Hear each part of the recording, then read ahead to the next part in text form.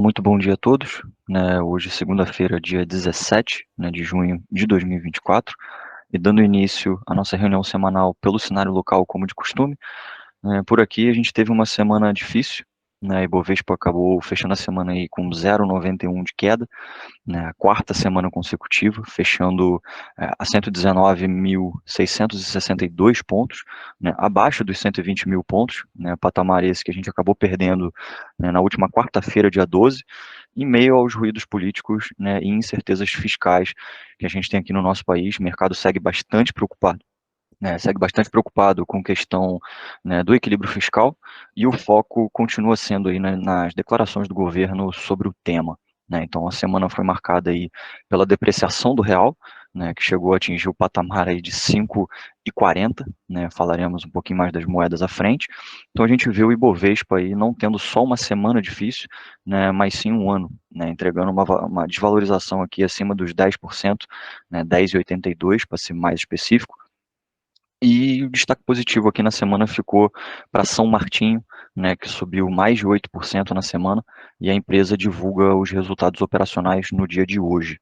Tá? Destaque também aqui para a nossa carteira Small Caps, né, que vem entregando um excelente resultado no ano, e na ponta negativa, na semana, né, acabou pesando para as ações cíclicas como Cogna, que caiu na semana aí 7,20, né, pressionada justamente pela curva de juros, né. Então, no cenário internacional, a gente viu o Fed, né, mantendo os juros americanos ali no intervalo de 5,25 a 5,50, né, mesmo nível desde junho de 23, né, e apesar da sinalização ali um pouco mais dura do Fed, né, a gente viu ali nos comentários do Jerome Powell que ele reconhece a queda da inflação, mas ele acaba destacando ali o crescimento insustentável dos salários, né, e o aumento do preço das importações.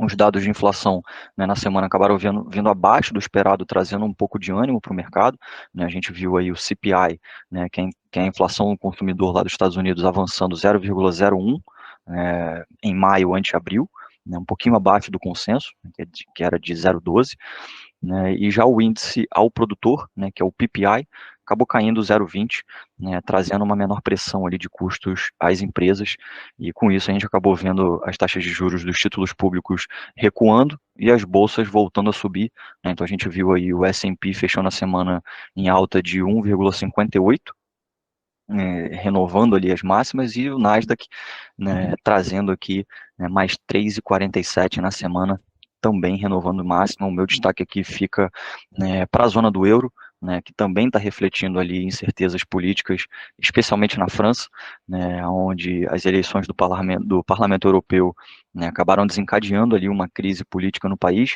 Então, se a gente pegar o ETF, né, representativo da França, né, que é o EWQ, a gente viu ele caindo aí mais de 9% na semana, né. Destaque aqui também para o petróleo, né, que teve uma alta expressiva na semana com a expectativa de déficit da oferta, né. A gente viu o petróleo aí do tipo Brent disparando quase 4% na semana, né, 3,91 para ser mais exato, saindo dos US$ 72, indo para os 82,62 dólares por barril, né. Então os estoques de petróleo ali, eles acabam, né, seguindo mais baixo ao redor do mundo, e essa retomada ali, principalmente pela economia chinesa, tem impulsionado as importações da commodity pelo país.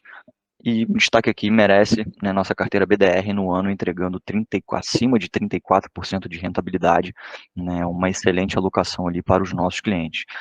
Já na parte de fundos listados, a gente viu o IFIX, né, fechando a semana com desvalorização de 1,38%, né, fechando aos 3.312 pontos, né, e os FIIs de papel entregantes do IFIX ali acabaram tendo um desempenho médio de menos 1%, né, enquanto os FIIs de tijolo tiveram uma performance média de menos 2,40%, e as nossas estratégias, né, tanto a BTG FIIs quanto a Top Fundos, né, seguem operando em campo positivo, né, trazendo aí alegria para os cotistas. Na parte de moedas, né, como a gente pontuou, a gente viu o dólar fechando a semana em alta de 0,44, né, cotado a 5,35, né, acabou batendo 5,40, recuou um pouco, justamente aqui, né, a gente não cansa de falar, mas justamente por questões, né, fiscais aí, e um ruído político levando a nossa desvalorização do real.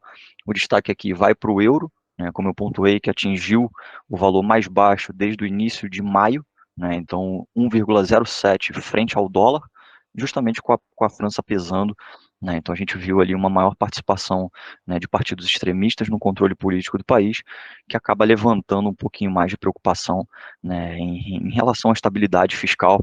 Então a gente vê a zona do euro também passando o que a gente está passando por aqui. Né, na parte das criptos, as principais criptomoedas tiveram uma semana um pouco difícil, né, não só a semana, mas como um mês também, né, o Bitcoin cai 4% na semana e o Ethereum cai aí próximo a 3%, tá? Então agora passando para a parte de juros, vou chamar aqui agora o Matheus Ogata para falar um pouquinho para a gente. Bom dia, Ogata. Fala, Brenão. Bom dia, pessoal. Desculpa a demora.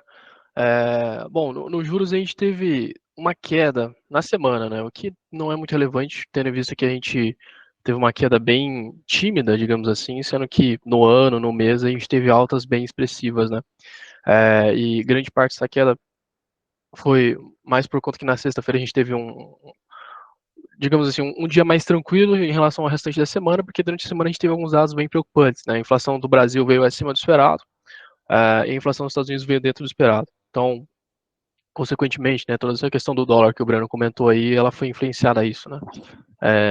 A gente vê que o real ficou enfraquecido porque justamente tem dinheiro saindo daqui e entrando nos Estados Unidos, porque a inflação lá novamente veio dentro do esperado, né? Uh, o time do Fed, ele sinalizou que para esse ano eles vão ter um corte de juros apenas, tá? Se isso vai se concretizar, pode ser que eles mudem o discurso mais para frente e tudo mais, acho que é uma questão discutível, mas a gente já tem a sinalização que vai haver um corte, só que um corte. Né? No começo do ano, não sei se todo mundo se lembra, mas a gente falava de 2, 3, 4, vai começar a cortar no meio do ano e tudo mais. Agora, o que pelo menos o time do BTG espera é um corte para o final do ano, de 0,5%, 0,25%. Isso daí agora já entra num cassino, né? Mas, de qualquer maneira, é uma notícia que a gente já esperava, já estava um pouco precificado, por isso que não abalou tanto, mas de qualquer maneira agora a gente tem uma confirmação um pouco mais concreta, né, do que vai ser feito daqui para frente. E essa notícia de corte de juros novamente alegrou o pessoal, fazendo com que saia um fluxo de dinheiro do Brasil e entre nos Estados Unidos. E a gente fechou a semana aí com o dólar a 5,38, né? Infelizmente aí quem ia para o Paraguai se ferrou, mas vamos ver como é que vai estar o restante da semana, porque para essa semana aí a gente tem a decisão de juros aqui no Brasil, né? A gente tem a expectativa de manutenção em 10,5, né? Então acho que não tem muita novidade aí. Qualquer coisa diferente disso, a gente vai ter volatilidade na bolsa com certeza, tá?